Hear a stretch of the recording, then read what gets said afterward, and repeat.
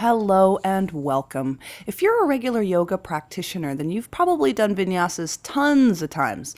I have another video specifically about how to keep your shoulders and your back safe, but here we're going to discuss how to safely transition in and out of the vinyasa flow.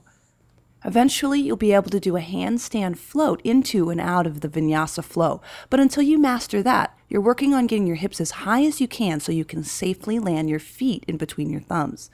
And to practice that, you can try jump for joys. It's really fun to practice, and eventually you'll feel control in your hands just like you do when you do crow. You're going to come into downward facing dog and then bring your feet wider than your mat. It's a little easier if you bring your feet closer to your hands, and that way you can get this feeling of hips right over your wrists. Because eventually you're working to softly land your feet in between your thumbs with that high hip action. So, as you're practicing yoga, just give that a try.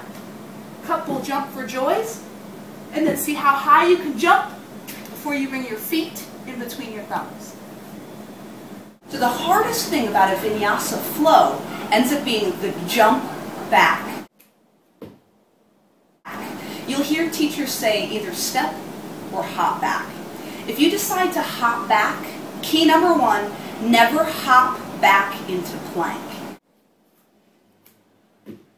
Instead of hopping back into plank, you always want to make sure you're catching yourself in chaturanga.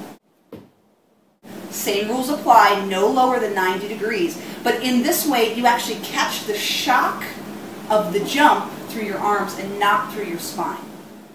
Remember that yoga is supposed to be about building your body, not breaking it down. So don't ever feel pressured to do any jumping in class. If you do decide to take these transitions, then keep them safe. And most of all, keep them fun.